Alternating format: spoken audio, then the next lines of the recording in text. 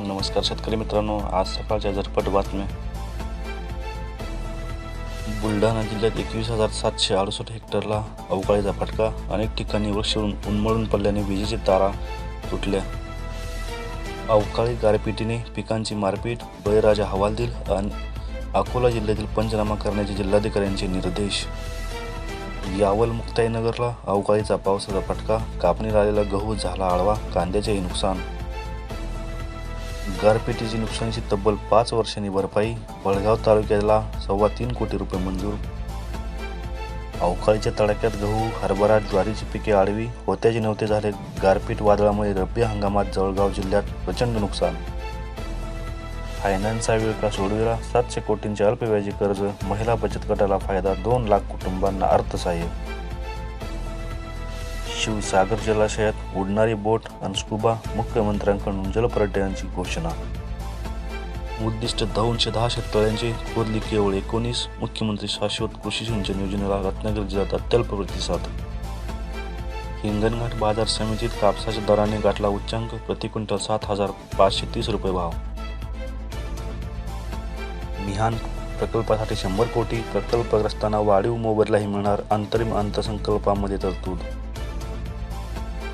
संत्रानगरीत संत्रात संत्रा. नागपुरात आंबट गोड संत्र्यांची प्रचंड आवक. खाणीच्या जमिनीवर करता येणार आता सुपीक शेती. परिणिता नाकाडे प्रयोगाने दिली दिशा. कोणी घेतले उसनवार. उत्तर कुणाची सावकाराकडे धाव. कर्जाच्या लाभापासून दूरच. दहान भाजपाला लागवडीसाठी मागणी. ग्रामपंचायतीच्या खात्यात कोट्यावधी रुपये. 31 मार्चपर्यंत खर्च करावे लागणार. 14वा वित्त आयोग. रब्बी हंगाम संपत आला. पीक कर्ज कधी मिळणार. खरीपाच्या तुलनेत रब्बी हंगामात कर्ज वाटपाचे उद्दिष्ट कमी. नोंदणी केलेल्या 17,000 शेतकऱ्यांच्या आशा पल्लवीत. शेतकऱ्यांना प्रोत्साहन भत्त्याची प्रतीक्षा. सरकारी घोषणेने दिलासा. धारणी नांदगाव तालुक्यात विजांच्या कडकडाटासह पाऊस. जिल्ह्यात तुरळक गारपीट. आभाळ फाटलं, नशीब फुटलं. एक स्वप्न ते पण तुटलं. भोकरदन जाफराबादेत गारपिटीने अर्ध्या तासात होत्याचं नव्हतं झालं. गहू, मका, ज्वारी आडवी. कांदा भिजला. घरावर पत्रे उडाले. छत्रपती संभाजीनगर जिल्ह्यात प्रचंड नुकसान.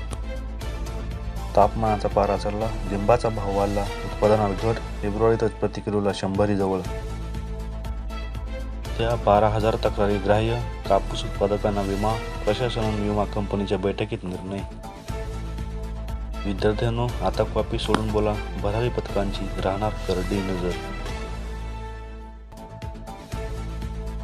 गायीच्या दुधासाठी अनुदान. एकही प्रस्ताव मंजूर नाही. अनुदानासाठीची मुदत संपली तरीही तांत्रिक अडचणी सुटेनात.